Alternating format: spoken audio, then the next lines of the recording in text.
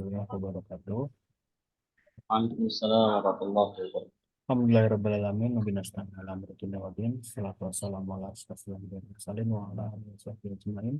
Amma ba'du. Alhamdulillah, pada kesempatan pagi hari yang berkah ini di hari Jumat, kita bisa sama-sama kembali bermuajahah bersama al-Ustaz kita Ustaz Ahmad Jailani. Insya Allah pembahasan masih seputar tentang fikih muamalah. Mungkin ini sudah hamin 10 ya kalau nggak salah saya lihat di kalender untuk menuju bulan Ramadan. Masya Eh, Allah. Insya Allah ini bisa jadi nanti terakhir saja. Mungkin nanti ada kajian Ramadan nanti disepakati di grup ya untuk lebih Oh ya, detailnya seperti ayat-ayat. itu.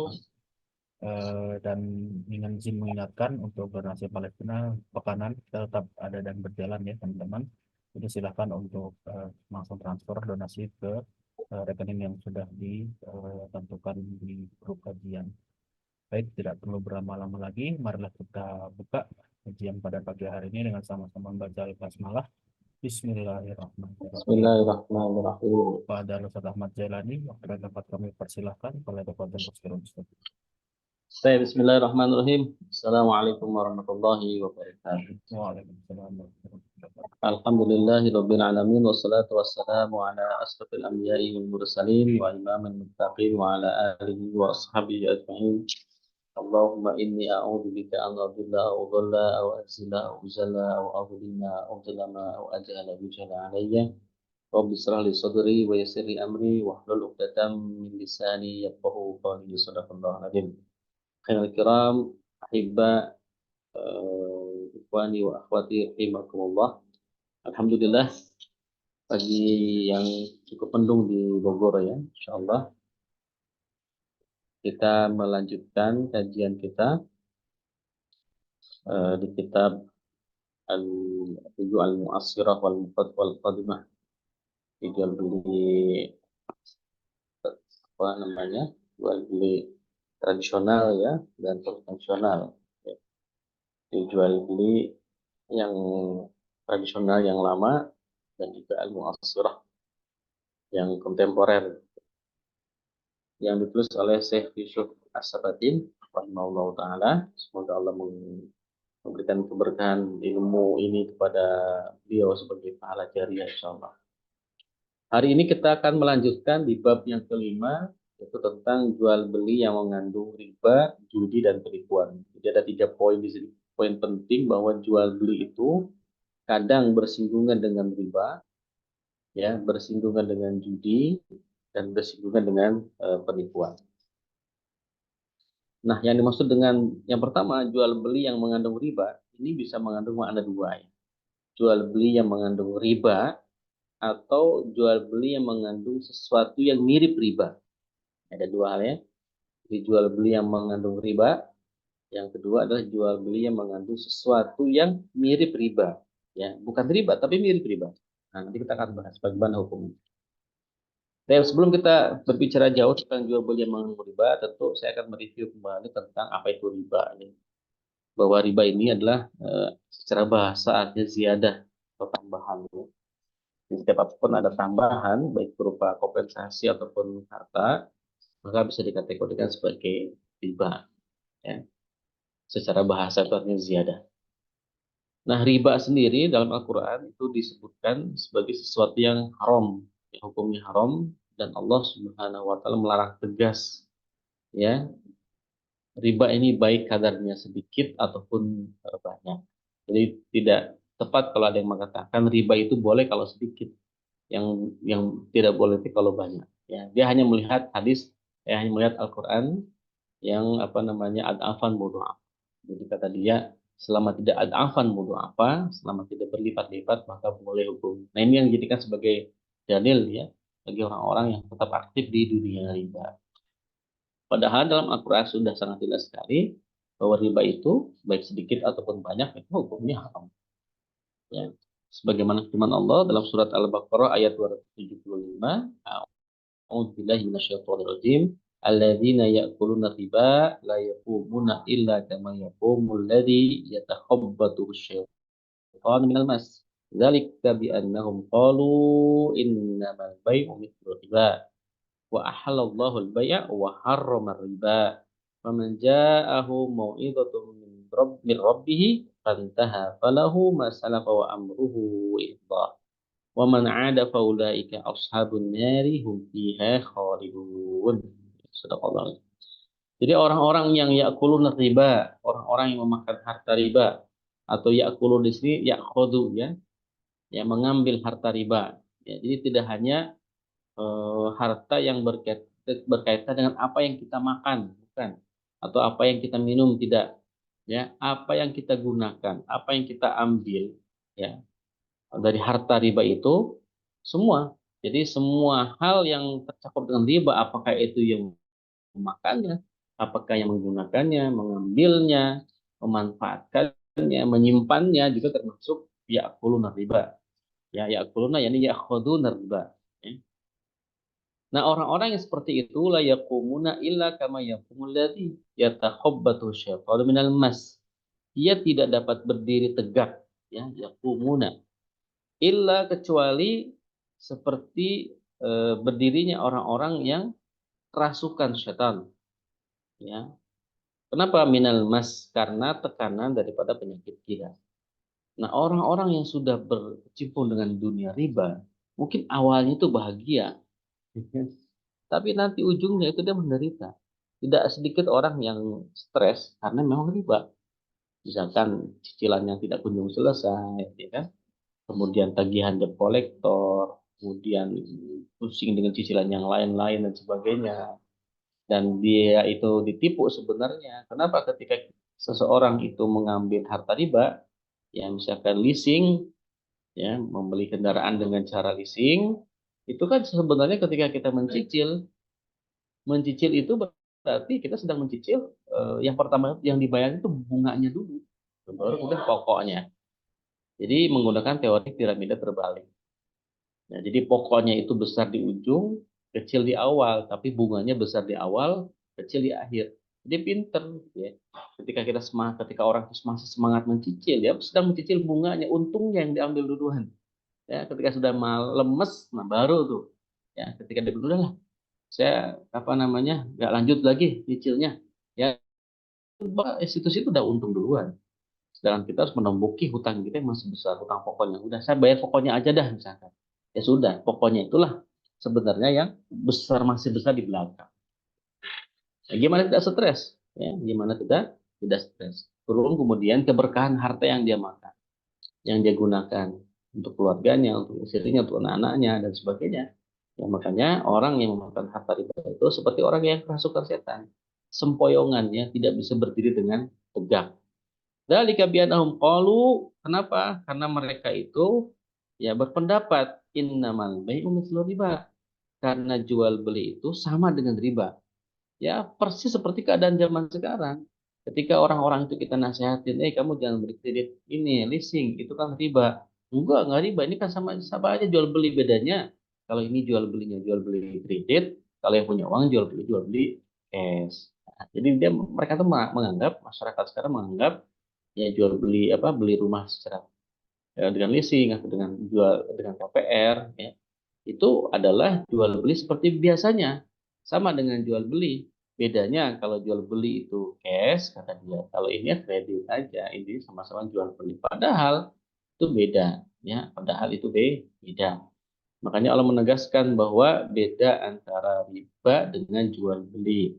Ya, wa ahallallahu al-bai'a wa harrama riba. Allah menghalalkan jual beli dan mengharamkan riba. Nah, ayat ini menegaskan Allah membedakan antara jual beli dan riba. Tidak bisa jual beli disamakan dengan riba. Ya, atau riba disamakan dengan jual beli. Ya. Nah, fama ini dan juga sudah sangat jelas wa harrama ar-riba. Ya, Allah mengharamkan ar-riba. Mana ar-riba di sini tidak dijelaskan mau ribanya itu afan apa, atau juga ribanya itu kecil sedikit. Ini maknanya makna umum, ya. Nah, pokoknya semua hal yang berkaitan dengan az-ziyadah, apalagi ini menggunakan kalimat ma'rifat, alif lam ar-riba. Alif lam di sini walaupun dia ma'rifat mengandung makna ma'rifat itu apa? Hanya berkaitan dengan konteks riba. Tapi meliputi semua hal yang berkaitan dengan riba gitu loh.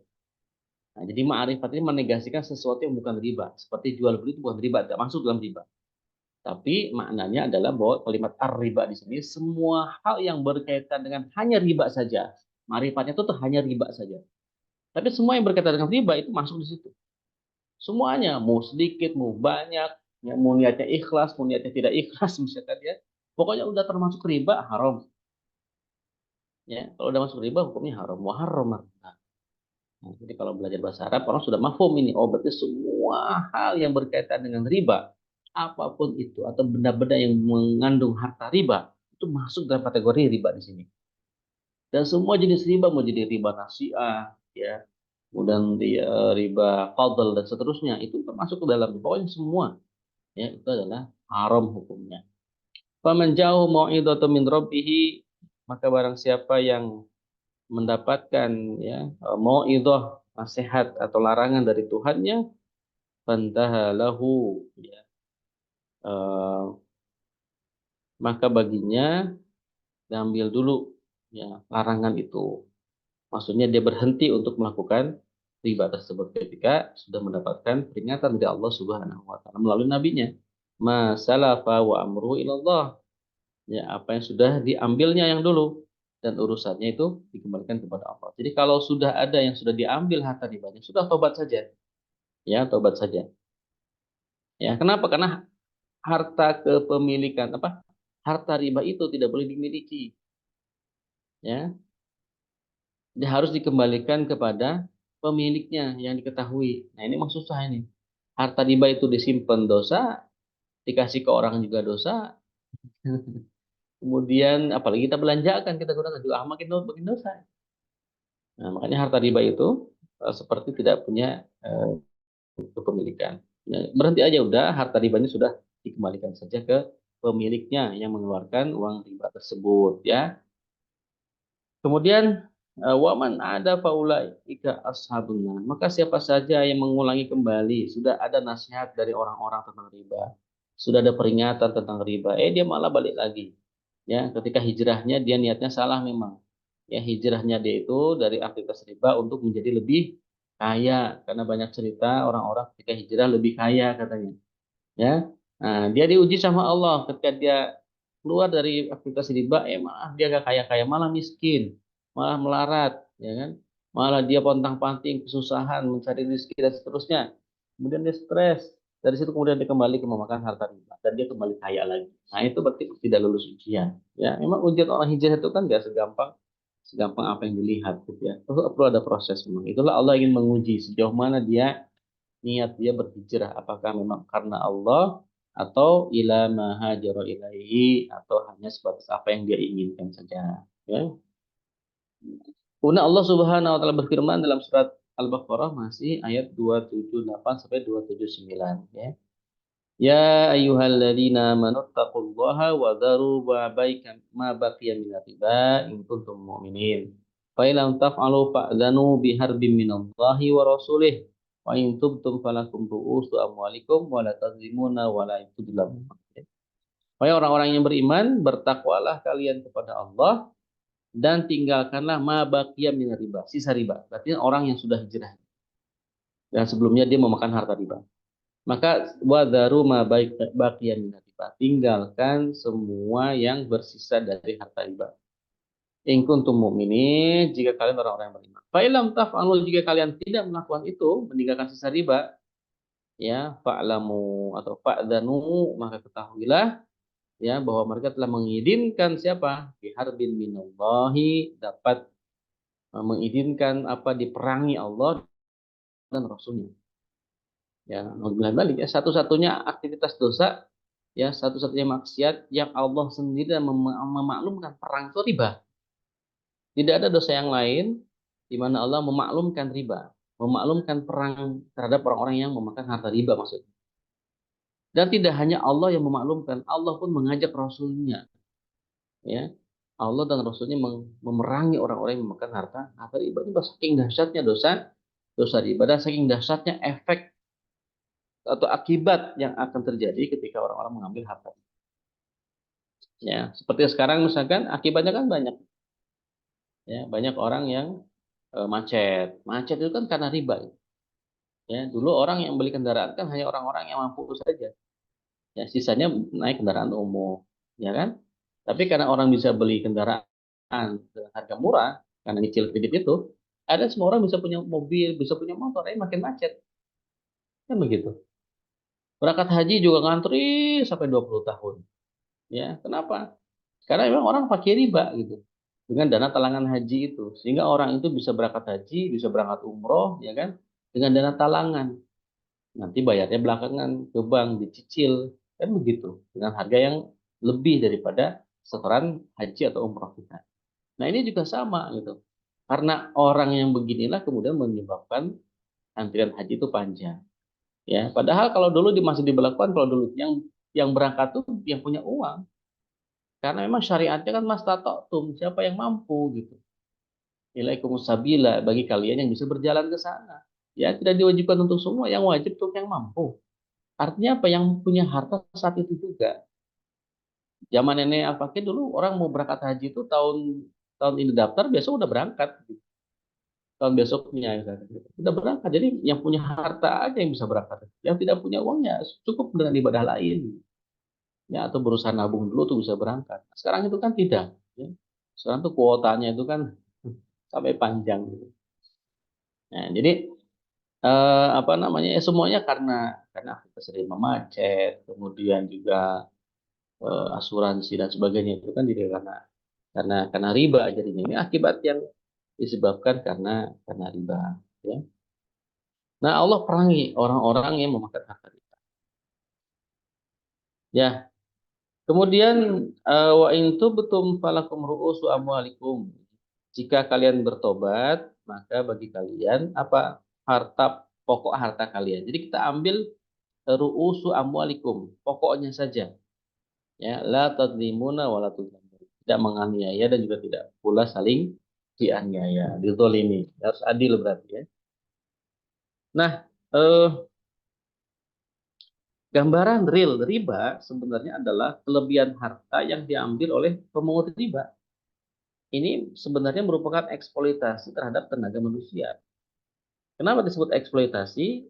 Ya, karena kelebihan atau tambahan itu kan jadi ada apa? Merupakan kompensasi, ya. Kompensasi tanpa pengerahan tenaga, sementara harta yang diambil ribanya itu terjamin aman dan tidak terancam kerugian. Jadi kalau kita misalkan apa nyimpan uang terus akadnya misalkan dari ribanya itu kan kita kan dapat untung ya berapa persen tanpa ada kerja keras. Ya, tiba-tiba nambah aja uangnya itu kan. Nah, itu kan eh, bertentangan dengan kaidah umum bahwa keuntungan itu diperoleh dengan risiko kerugian. Jadi nggak ada risiko kerugian. Gitu. Makanya disebut riba. Riba itu kan interest. Apalagi bahasa Inggrisnya interest. Interest itu kan menarik. Jadi bunga itu yang menarik. Ya. Nah, makanya kemudian dalam Islam itu sebenarnya ada namanya syirkah. Ya, dengan syirkah itu terlihat jelas gitu. Masing-masing punya kontribusi. Kalau kontribusi harta, dia akan rugi harta. Kalau kontribusi tenaga, dia akan rugi tenaga. Ya, kalau sekarang itu kan nggak ada kontribusi yang clear begitu gitu di antara apa namanya mudorib ya pengelola dengan yang sohibul mal. Jadi kita cuma nyimpan udah masuk ke investasi, ya, sudah masuk ke apa bisnisnya yang disupport oleh bank misalkan satu lembaga perusahaan dia disupport dengan dana bank, bank kemudian dapat bunganya dari pinjaman itu lalu bunga itu di-share ke para nasabah. Artinya yang nasabah itu kan apa namanya seolah-olah itu adalah keuntungan gitu dan tidak ada ketika perusahaan itu rugi ya nasabah tidak mendapatkan kerugian. Nah, maka sirkahnya itu tidak adil, sirkahnya tidak adil walaupun mungkin bagi nasabah untung-untung senang-senang aja gitu ya gitu. Nah itu yang apa nama poin pertama. Yang kedua pengharaman riba itu kenapa riba diharamkan itu tidak ada alasan tidak ada ilat ya. Riba itu haram secara mutlak berdasarkan nas, tidak dikaitkan dengan ilat apapun ya, tidak dikaitkan dengan ilat apapun ya. Ayat tentang riba ya berarti menegaskan lah riba itu haram ya. Maka disinilah diuji ketundukan kita, ketaatan kita kepada Allah Subhanahu wa taala ya. Nah, kemudian juga sunnah menjelaskan ya, menjelaskan daripada keharaman riba. Misalkan eh, dalam hadis Rasulullah Shallallahu Alaihi Wasallam, beliau menyebutkan ini dari Ibnu Majah, ya, dari Ibnu Mas'ud, bahwa Rasulullah SAW bersabda, as-sadaqatu bi asyri amsalihha wal qardu bi thamaniyata asyar. Ya. Sedekah itu diganjar dengan 10 yang semisalnya dan hutang dengan 12. Jadi maksudnya bahwa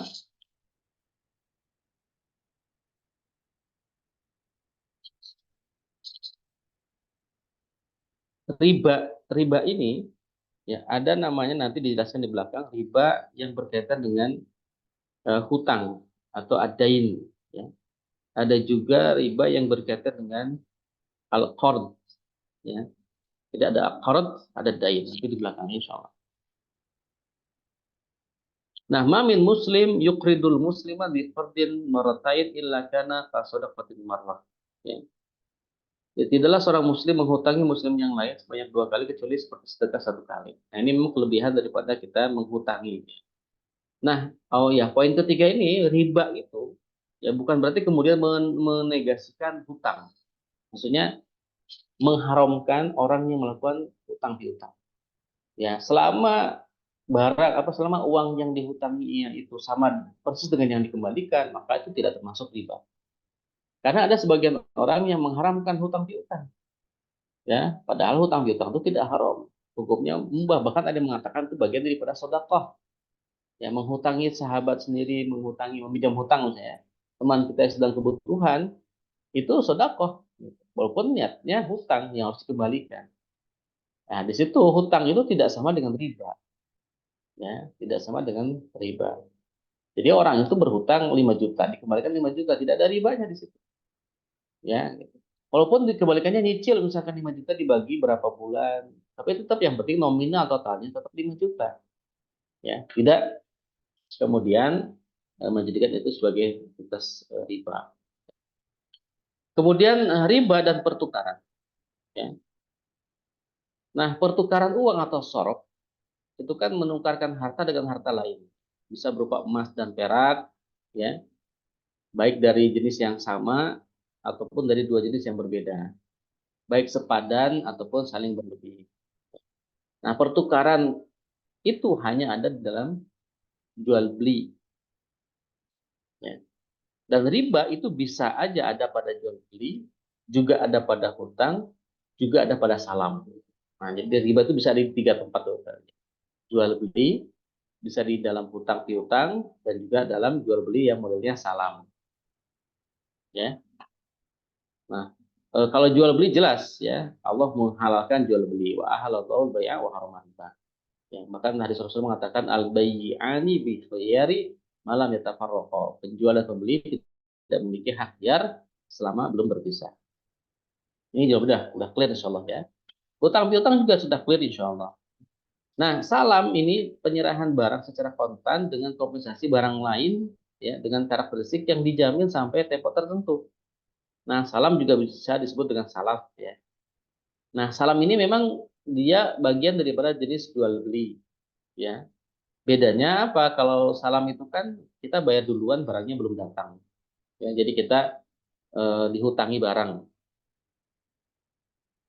Dan memang salam itu juga hukumnya kan mubah, ya, mubah. Nah, ini adalah salam. Jadi salam itu hukumnya mubah. Hadis Rasulullah juga menyebutkan demikian, man aslafa fi syai'in fal yuslif fi kailin ma'lumin ila ajali ma'lumin, ya. Siapa saja yang melakukan salaf atau salam pada sesuatu, hendaknya ia mensalafkan pada takaran tertentu sampai tempo tertentu. Ingat ya, kategori salam itu, ingat yang sebelumnya kita bahas, harus barang yang bisa ditakar, diukur, ditimbang, ya, dan dalam waktu tertentu, tempo tertentu, gitu ya. Nah, sedangkan hutang yang dibahas kurdun, ya, apa kordun, bukan kirdun, ya. Kalau kirdun lain lagi hati. Ini kordun, ya, kord. Ini salah satu jenis apa namanya salaf, ya. memberi suatu harta kepada orang lain untuk diminta kembali dari orang. Nah, qardun ini hukumnya boleh. Ya. Kenapa? Karena Rasulullah sendiri pernah berhutang seekor unta betina dari seseorang. Ya, lalu didatangkan kepada Nabi unta-unta sedekah. Kemudian Nabi menyuruh Abu Rafi membayar hutang itu dengan seekor unta betina kepada orang tersebut. Lalu Abu Rafi kembali dan bertanya, "Ya Rasulullah, saya tidak menemukan di dalam unta itu kecuali unta pilihan yang lebih baik." Maka kata Rasulullah SAW, "A'tihi fa inna khairan nasi ahsanuhum qada'a." Berikan saja kepadanya, karena sesungguhnya sebaik-baik manusia adalah yang lebih baik pengembalian hutangnya. Nah, ini hutang jenis qard. Ya, hutang jenis qard. Artinya hutang yang berbentuk benda. Ya. Atau ma min muslim yuqridu musliman bi fardin marratain illa kana kasadaqatin marrah. Adalah seorang muslim menghutangi muslim yang lain sebanyak 2 kali kecuali seperti sedekah 1 kali. Nah, jadi hutang itu juga boleh hukumnya, tidak haram. Nabi sendiri juga pernah berhutang. Baik, itu hutang ya. Ini hutang ini yang masuk dengan hutang kecil, hutang qard. Nanti ada lagi hutang adain. Kita bahas ya. Nah, riba itu tidak terjadi di dalam jual beli dan salam kecuali pada 6 komoditas. Nah, ini nih ya, harus catat ya. Jadi riba itu dalam aktivitas jual beli dan salam, bukan dalam hutang ya, ini dalam jual beli dan salam itu hanya terjadi pada 6 komoditi saja. 6 komoditi ini sudah spesifik, tidak dikiaskan dengan apa benda lain. Berarti memang Rasul menyebutkan 6 ini menunjukkan bahwa hanya pada 6 saja. Ya, jual beli itu atau salam ada kemungkinan ada ribanya. Apa saja 6 komoditi itu? Yang pertama kurma, ya. Yang kedua gandum, yang ketiga barley atau jawawut, yang keempat itu garam, yang kelima emas, yang keenam perak. Nah, ini riba ini terjadi pada 6 komoditi ini. Ya, biasanya. Makanya ada ketentuan-ketentuan untuk orang-orang yang ingin melakukan jual beli dengan 6 komoditas ini. Kenapa? Karena berpotensi ada riba di dalamnya.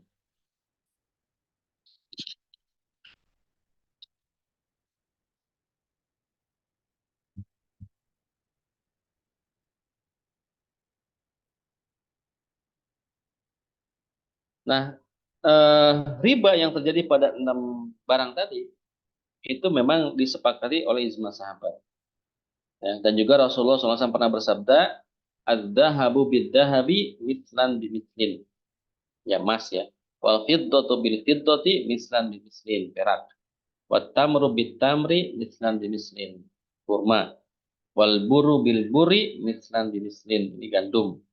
Wal milhu bil milhi mithlan bimithlin, garam.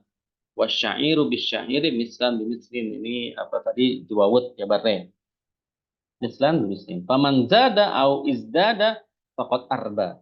Siapa saja yang menambahkan ya atau bertambah kadarnya maka itu adalah arba, ya riba. Di barang siapa yang ditambahkan atau minta ditambah maka itu adalah riba. Bai'u adzahaba bil fiddah kaifa syi'tum yadan biyadin. Belilah atau jualah emas dengan perak. Nah, kalau beda barangnya ya zahab wal fiddah itu bisa jual belikan kaifa syi'tum, sesuai kemauan kamu, tapi syaratnya yadan biyadin, tidak boleh di tempo.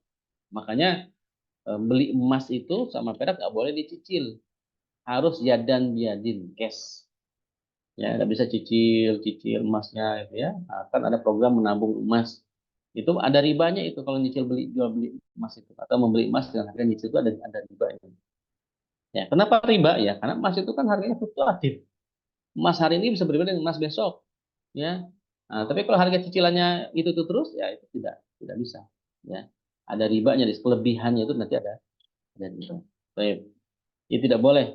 Harus yadan biadin wa bai'u syaira bitamri kaifa itu yadan biadin. Sama juga dengan komoditas yang lainnya harus yadan biadin. Jadi untuk 6 komoditas ini agar terhindar dari riba harus dilakukan ya jual beli dengan mislan bimislin, ya harus sama. Jadi kalau satu kalau kita ingin melakukan tukar-tukaran emas dengan emas, maka harus semisal.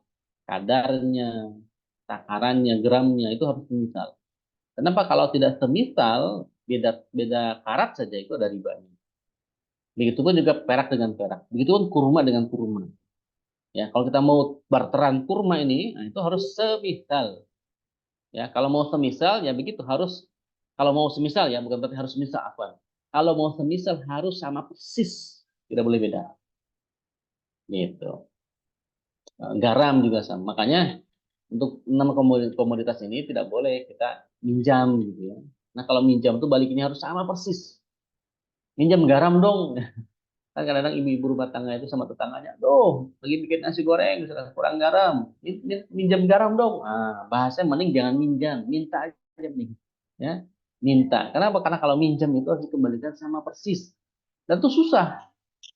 Menyama persiskan garam, kurma itu susah. Nggak bisa. Gandum gitu ya. Nah, itu tidak bisa. Jadi memang harus, kalau mau semisal harus sama persis.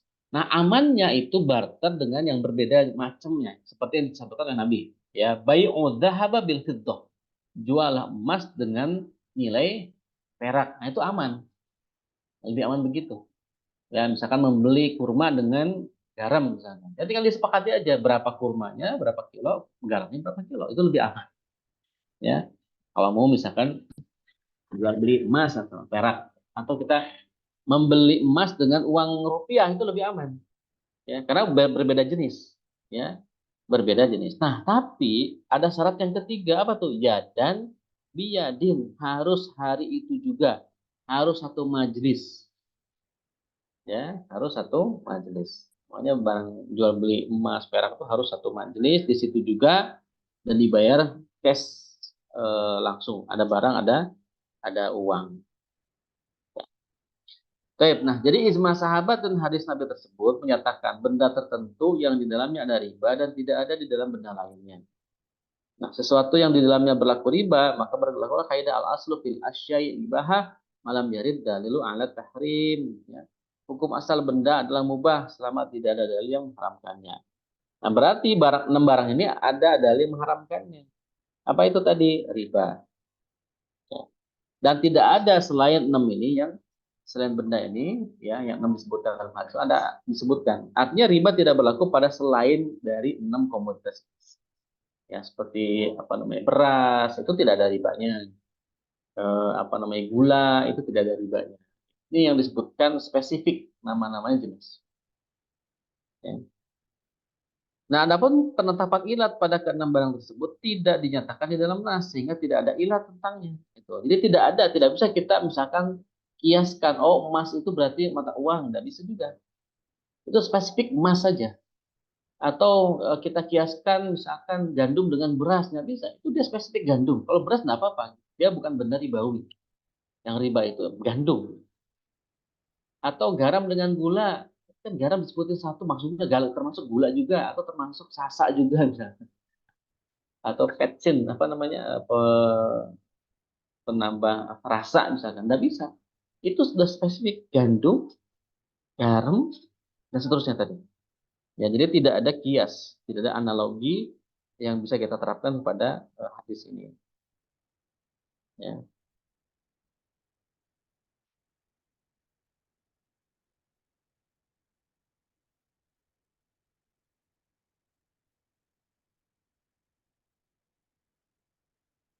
Oke, insyaallah ya paham. Kemudian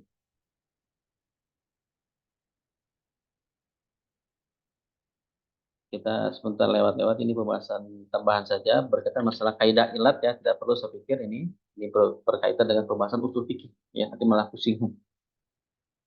Nah, oleh karena itu, langsung kesimpulannya, riba itu berlaku untuk semua yang ditakar atau ditimbang. Ya. Jadi hadis tersebut menjelaskan kondisi yang mengandung pengharaman, yaitu timbangan atas emas dan perak yang tidak sama dan takaran pada gandum, kurma, jewawot, dan garam yang tidak sama. Itu merupakan penjelasan atas kondisi terjadinya pertukaran. Itu bukan ilatnya. Nah, atas dasar itu, riba itu berlaku untuk semua yang ditakar atau yang ditimbang. Riba hanya terjadi pada keenam benda tersebut saja. Timbangan pada emas dan perak dan takaran pada keempat barang ini. Gitu ya. Jadi jelas insya Allah untuk barang yang mengandung riba itu hanya 6 tadi. Nah, adapun kordun, hutang, itu boleh dilakukan pada keenam barang tersebut. Barang yang lain serta semua harta yang bisa dimiliki dan boleh dikeluarkan dari kepemilikan. Riba tidak masuk di dalam kordun atau hutang, kecuali pada satu aspek saja, yaitu pensyaratan pengembalian yang lebih banyak atau lebih sedikit daripada yang dihutangkan atau lebih rendah. Yaitu lebih buruk kualitasnya daripada apa yang dihutang. Jadi, apa namanya? Ya, berhutang, ya, kalau menurut penulis itu boleh pada keenam barang tersebut. Ya. Misalnya hutang garam, ya, boleh asal dibayar sesuai dengan harga garam pada waktu itu. Hutang kurma, ya kan, atau berhutang emas, ya. Tapi harus tadi syaratnya dibayar dengan mislan bimislin ya dan biadin. Jadi kalau hutang misalkan 5 gram emas, ya kembalikanlah 5 gram emas itu tersebut, ya. Dan tidak boleh apa namanya, kan ada yang begini yang modelnya, ada orang mau minjem uang, ya, kemudian si yang punya uang ini minjemin sambil bisnis, maka dia minta apa, dia hanya bisa minjemin emas, ya, bisa minjemin emas. Nah, nanti dikembalikannya itu bukan harga emas saat itu, tapi dikembalikan harga emas yang nanti ketika dia jatuh tempo di ujung. Ya. Ini kan pasti akan berbeda tuh antara harga emas yang ditetapkan di awal ketika minjem dengan harga emas ketika dikembalikan. Nah, kalau ada kelebihan itu adalah riba, gitu ya. Kalau mau gini aja, pinjem emas, balikin emas, gitu. Ya. Saya pinjem emas nih 10 gram. Oke, nanti balikinnya 10 gram lagi. Nah, mending begitu. Mislan dimislin. Ya, daripada misalkan dipinjamkan, dikembalikan dengan rupiah dengan harga yang tentu berbeda dengan harga emas pada saat dia meminjam. Begitu juga dengan perak dan sebagainya. Nah, untuk klasifikasi riba, riba itu ada dua macam. Ada riba nasi'ah, ada riba fadl. Riba nasi'ah itu apa? Riba nasi'ah itu adalah tambahan yang disyaratkan, yang diambil oleh pihak yang memberikan hutang dari orang yang berhutang karena adanya tempo. Nah, riba macam ini haram menurut Al-Quran dan Sunnah. Jadi riba nasiah itu riba pinjam minjam, ya, pinjam meminjam, pinjam uang 10 juta dibalikin misalkan 11 juta. Ini riba nasiah. 1 jutanya adalah riba. Nah, kalau riba fadl adalah menjual uang dengan uang, gandum dengan gandum, kurma dengan kurma tadi, ya. Jawat dengan jawat atau garam dengan garam disertai adanya tambahan. Nah, ini nih. Nah, jenis riba ini haram berdasarkan Sunnah. Ya, jadi riba fadl itu adalah riba yang berlaku pada 6 komoditas yang tadi. Ya, dengan apa namanya, menjual uang dengan uang tadi, gandum dengan gandum tadi, kurma dengan kurma, jawat dengan jawat, disertai dengan adanya tambahan, ya, atau juga pengurangan. Misalkan jual uang dengan uang, ya, musim lebaran misalnya ada orang yang jual uang 1 juta tapi isinya 999 atau 900.000, ya, atau 990.000, ya, ambil 10.000 untungnya. Nah, ini riba, ya. Nah, kita jangan seperti itu. Nah, ini berdasarkan hadis Abu Sa'id Al-Khudri, nah, meriwayatkan bahwa Rasulullah SAW bersabda, la tabi'u ad-dirhama bidirhamain fa inni akhafu alaikumur rima au ar-riba. La tabi'u, janganlah kalian menjual adirhama, 1 dirham, bidirhamain, dengan 2 dirham, karena aku mengkhawatirkan adanya riba atas kalian. Baik. Abi Sa'id juga meriwayatkan dari hadis lain, adzahabu bidzahabi wal fiddatu bil fiddati wal buru bil burri wal milhu bil milhi mislan bi mislin jadan biyadin. Faman zada au izdada faqad arba al akhidu wal mu'tiyu sawa'un. Iya, seperti tadi. Dzalika riba rudduhu tsumma bai'u tamrona washtaru lana min hada. Yaitu yang begitu adalah riba. Kembalikan kurma ini dan jualah kurma kita, lalu hasilnya belikan kurma. Ya, hadis ini adalah hadis yang diriwayatkan oleh Imam Ahmad dan Imam Bukhari. Ya, bahwa ada seorang pernah datang. Hadis riwayat Muslim ya. Datang kepada Rasulullah dengan membawa kurma. Lalu Nabi bertanya, apakah ini dari jenis kurma kita? Orang itu menjawab, ya Rasulullah, kami menjual 2 sok kurma kita dengan 1 sok kurma ini. Maka Rasulullah kemudian bersabda, dzalikar riba, yang itu adalah riba. Rudduhu summa bai'u tamrona washtaru lana min hada. Ya, berikan kurma ini dan jualah kurma kita, lalu hasilnya belikan kurma ini. Nah, begitu caranya. Nah, jadi model tukar tambah itu. Ya. Untuk benda yang 6 ini adalah jual dulu kurma kita, hasilnya belikan dengan kurma yang lain. Jangan kemudian kurma kita ya ditukar dengan kurma orang lain dengan model yang berbeda. Ya, kata Rasulullah itu adalah riba. Ya, maka harusnya jual dulu kurma ini, hasilkan uangnya, baru dari hasil itu digunakan untuk membeli kurma lain.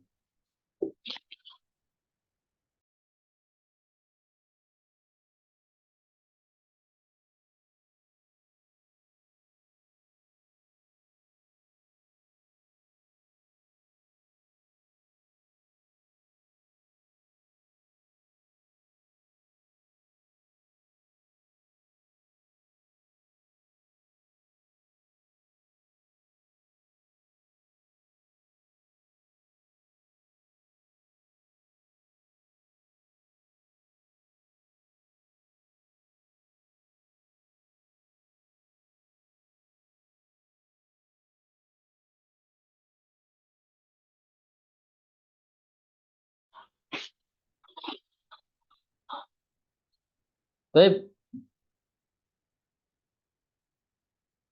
Abu Daud juga meriwayatkan hadis dari Fudalah yang menyatakan utiya Nabi Shallallahu alaihi wasallam bi qiladatin fiha dhahabun wa farazun. Istaraha rajulun bi tis'ati dananiri aw sab'ati qala an-nabiyyu an-nabiyyu sallallahu alaihi wasallam la hatta tamayyaza bainahuma. Jadi pernah dibawa kepada Rasulullah sebuah kalung yang di dalamnya ada emas dan campuran yang dibeli oleh seorang laki-laki dengan 9 atau 7 dinar. Nabi lalu bersabda tidak hingga dibedakan keduanya antara emas dan campuran tadi. Ya karena tadi emas itu termasuk 6 komoditas yang mengandung riba. Dikit lagi ya, di dalam riwayat Muslim dari Fudalah dinyatakan amarona bidzahabil ladzi fil qiladati fa nuzi'a wahdahu tsumma qala adz-dzahabu bidz-dzahabi waznan biwaznin.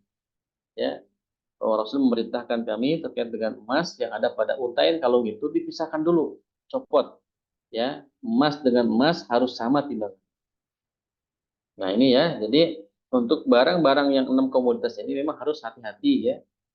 Dia kalau mau diperjualbelikan harus yadan biadin, ya tidak boleh kemudian di tempo, ya. Kenapa? Karena kelebihannya bisa mengandung riba. Baik, insyaallah itu ya pembahasan tentang riba. Nanti insyaallah berikutnya kita bahas tentang beberapa transaksi yang ada ribanya. Ya. Misalkan tidak ada riba pada hewan, ya, jual beli hewan dengan daging, ya, jual beli kurma basah dengan kurma kering itu bagaimana? Apakah juga mengandung riba? Ada misalkan jual beli i'anah, ya. Jual beli i'anah itu adalah jual beli yang dibutuhkan oleh orang-orang mendesak pinjam uang, gitu ya.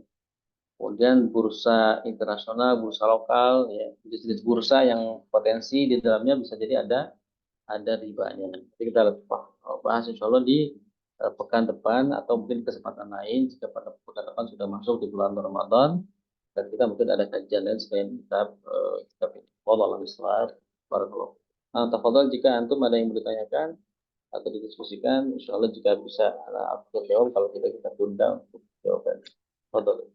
Ya, baik Ustaz, terima kasih banyak untuk pemaparan materi pada kesempatan siang hari ini.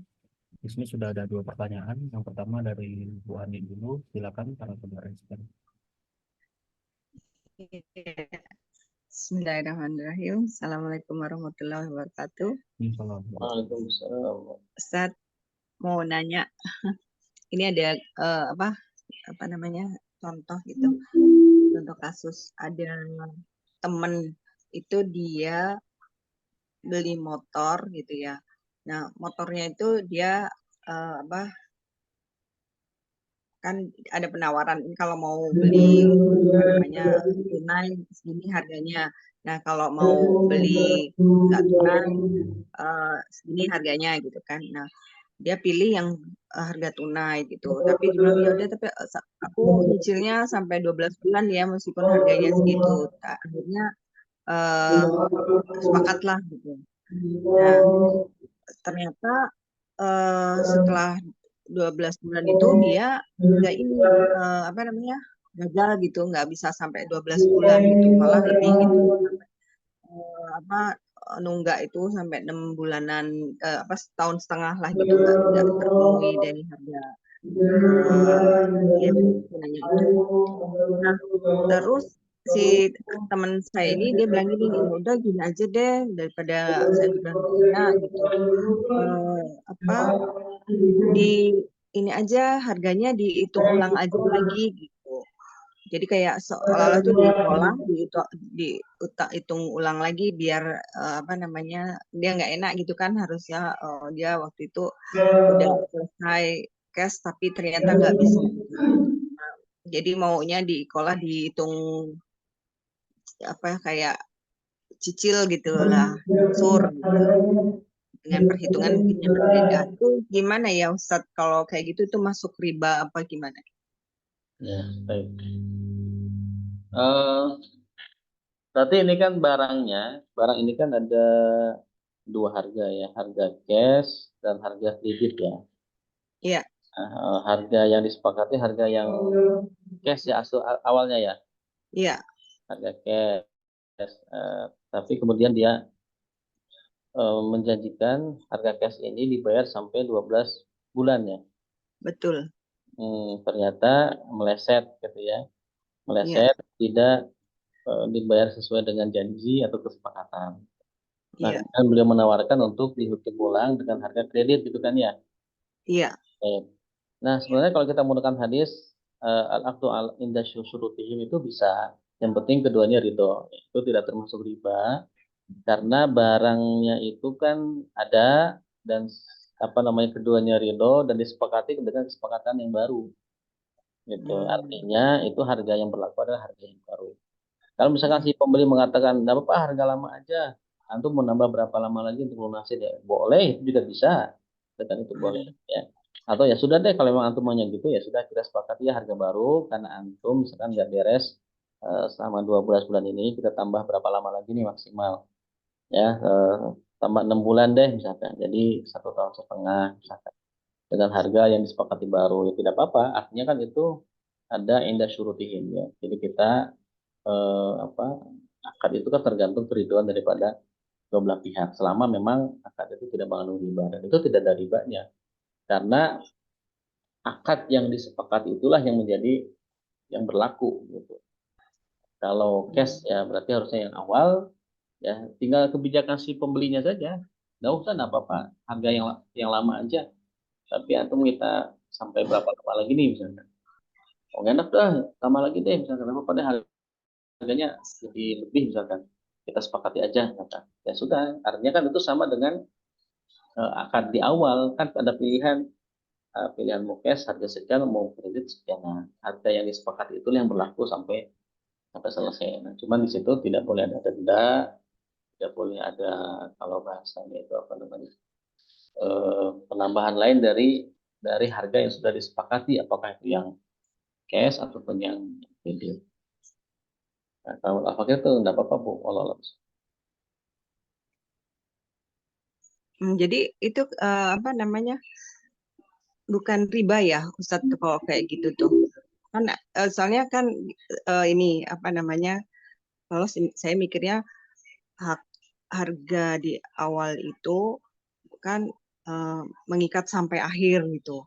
Nah terus tiba-tiba di tengah ada kejadian apa-apa terus ada kesepakatan baru gitu itu apa bukan termasuk kayak penambahan gitu kalau kayak gitu?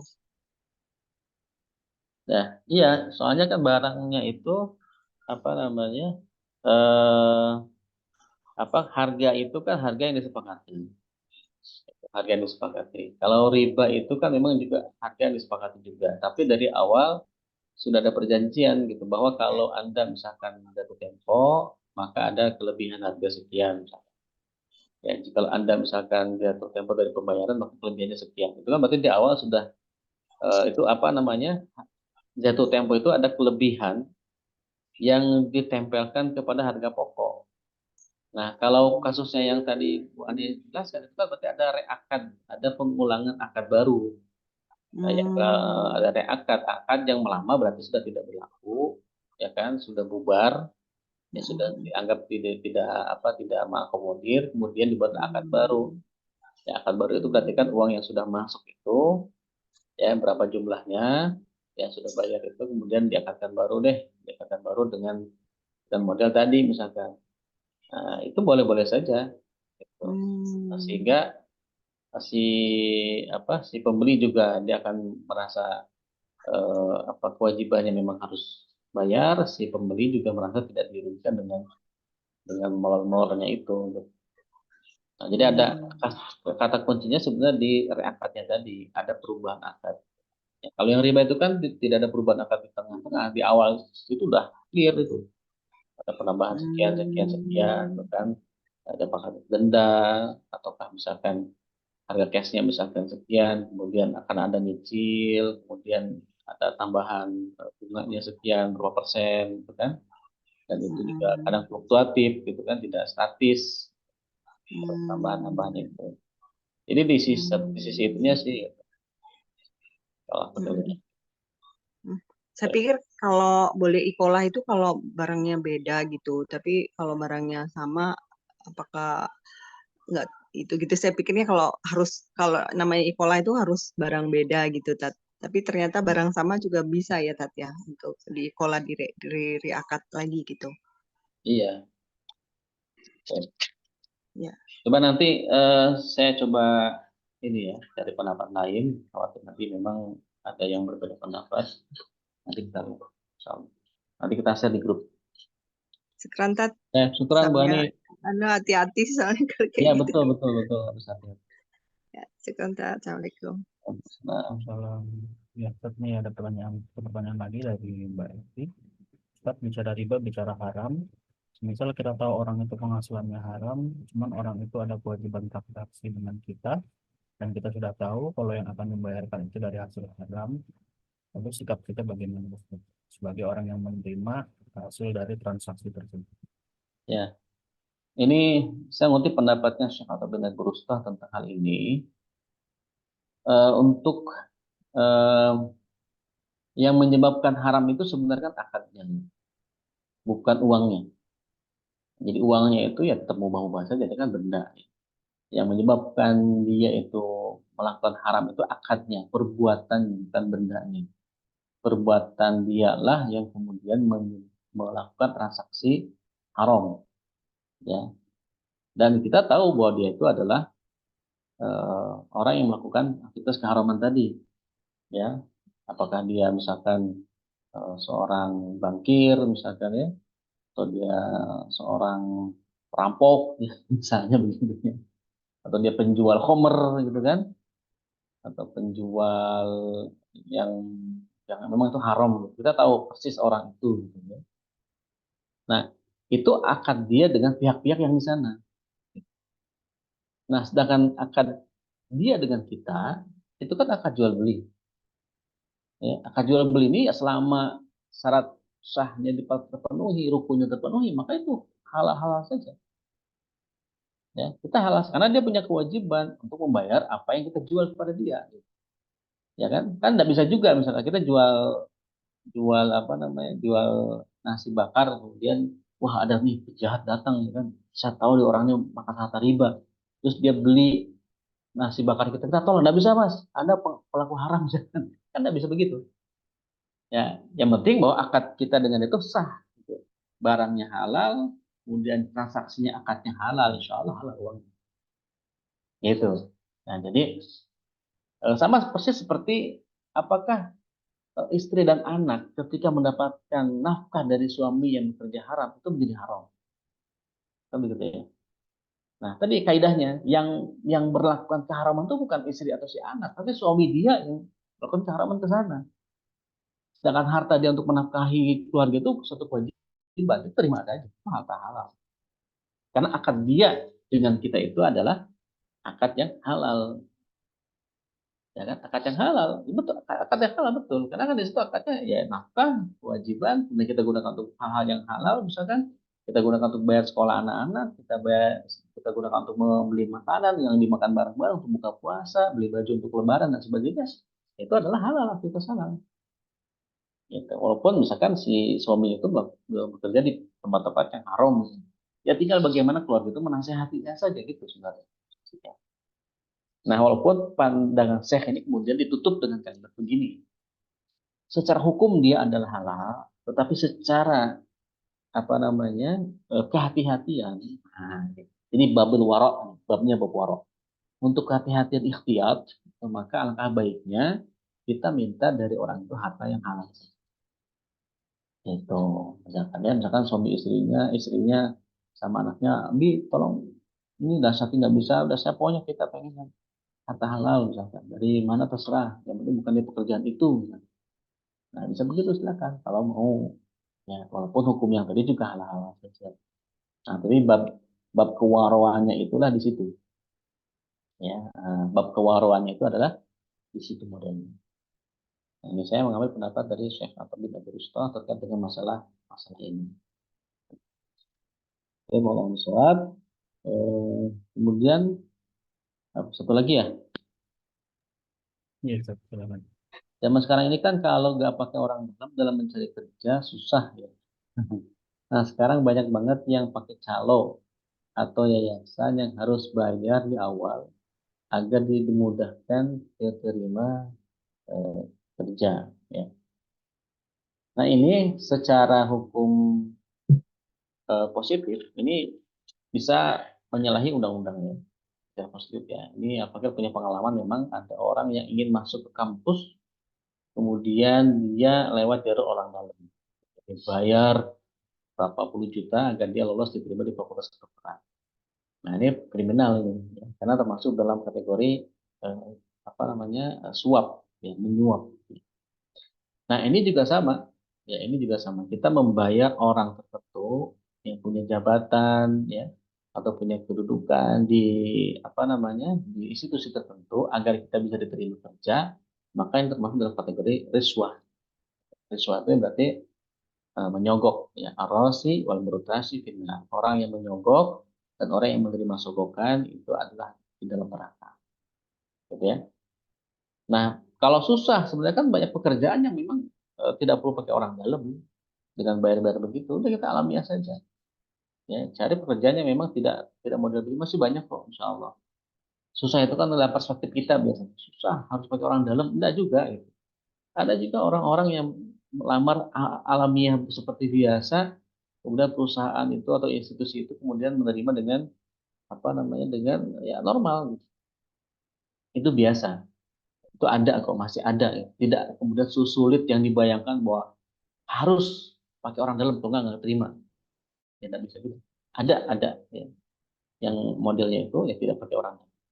Nah biasanya kan yang pakai orang dalam itu mau PNS gitu ya, atau mau jadi pejabat di institusi pemerintahan, bahkan mungkin di puskesmas gitu ya. Ada juga tuh, ya Fakir pernah dapat cerita dari mertua itu, ada orang mau jadi kepala puskes sampai nyogoknya ke Menteri Dalam Negeri itu, bayarnya spek atas itu. Bisa biar bisa menempatkan dia menjadi kepala puskes di daerah yang memang lahan basah. Nah ini hukumnya adalah rosi wal murtad, sogok gitu ya. Ini juga yang dilakukan oleh Rasulullah ketika melihat ada seorang sahabat Nabi, ya dalam sebuah riwayat itu ditugaskan oleh Nabi untuk menagih pajak, menagih zakat, ya. Lagi itu zakat, zakat malik tagih, ya. Khudi ani manasikakum, khudi ani, apa? Mengambil zakat, ya. Khud min amal itu sedekatan tutahhirukum, kan.